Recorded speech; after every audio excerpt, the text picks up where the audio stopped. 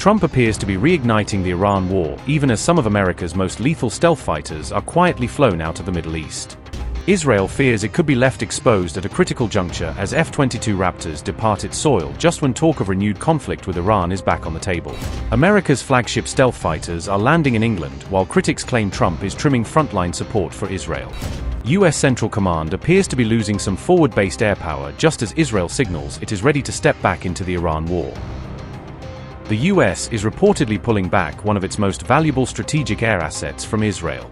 At least 10 to 11 F-22 Raptor fighter jets have departed Ovda Air Base in southern Israel, according to open-source tracking and imagery. The stealth fighters have now arrived at RAF Fairford and other UK facilities as part of a repositioning move. These jets had been deployed at Ovda since late February to participate in US operations linked to the Iran campaign.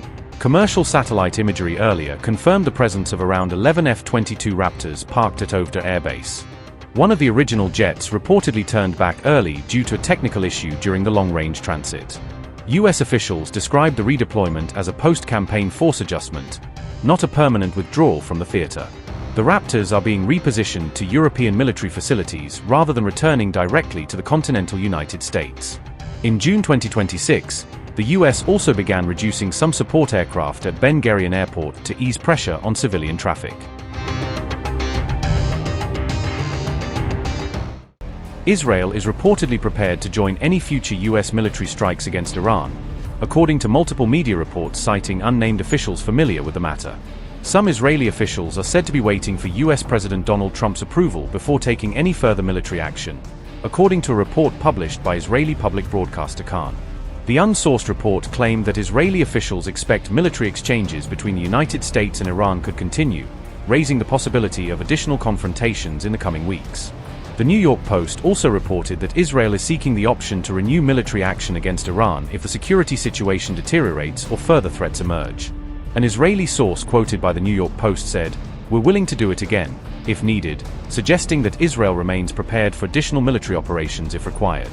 The same source said Israel is ready to participate in future strikes alongside the United States should circumstances require such action, while continuing to closely monitor developments. However, the official also said Israel is not eager to return to a situation in which civilians are forced to spend extended periods in bomb shelters because of renewed hostilities.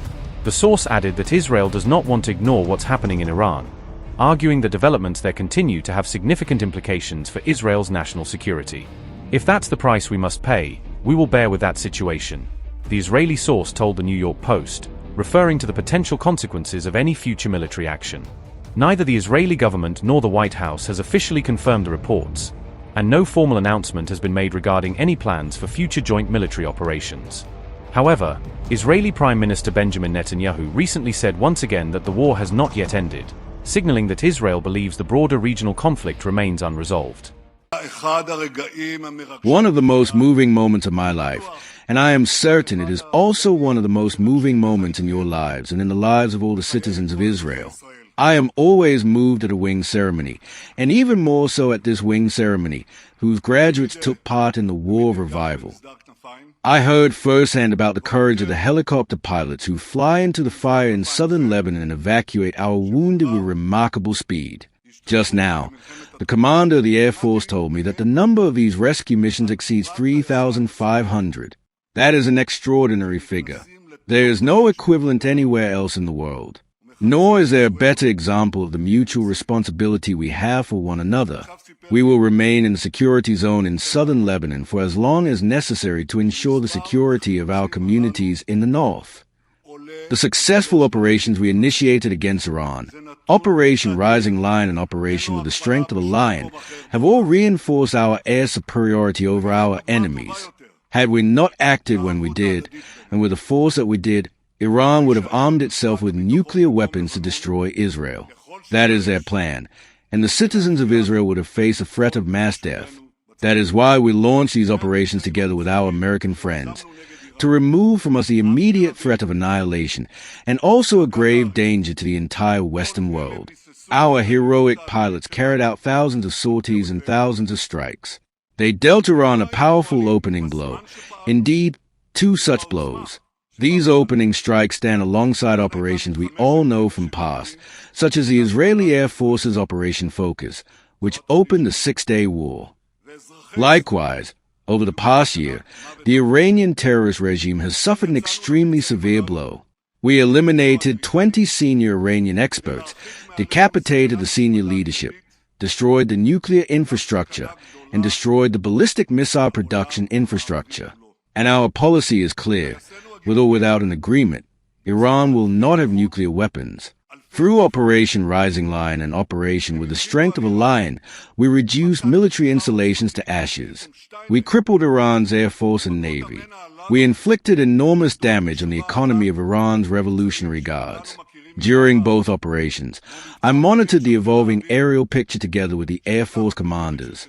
I watched our air crews flying back and forth overhead, exercising complete control of enemy skies, stripping away its capabilities and hunting down its operatives, all in a country 75 times larger than Israel. Cooperation with the United States military was a tremendous force multiplier. A tremendous force multiplier. U.S. Secretary of Defense Pete Hegseth said the following: "The combination of the world's two strongest air forces is unprecedented and unbeatable. Unprecedented and unbeatable."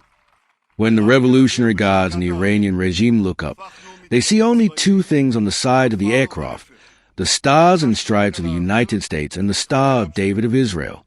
The Star of David of Israel. The Iranian axis is weaker than ever, while Israel is stronger than ever. Together, we have changed not only the face of the Middle East. Above all, we have changed ourselves. We dared, we took the initiative, we struck, and we proved that the long arm of the Israeli Air Force reaches everywhere, from Yemen to Iran. That said, I must stress that the war has not yet ended. Alongside the old challenges, new ones are emerging. Some axes are collapsing, while others are taking shape. We are mindful of this. We are prepared for every scenario. The Air Force remains a cornerstone of Israel's national security doctrine. It is equally vital to preserving stability in a turbulent Middle East. We achieve this through the constant advancement of both people and machines. You are the finest pilots and navigators we have, and we are equipping you with the very best tools. Two central principles guide us: strengthening our capabilities and independence. We are advancing a policy of munitions independence.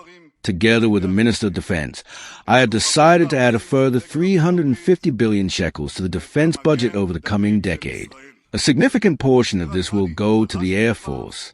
As part of this investment, we will also develop an extensive domestically produced defense industry, our own munitions, manufactured here in Israel, which will reduce our dependence on procurement from abroad. These actions are also helping to expand the circle of alliances in our region. Our strength is drawing other countries closer to us, and you have played a very significant part in that. I have not met a single leader in the region. I meet many of them, or leaders from beyond the region, who do not speak about the Israeli Air Force.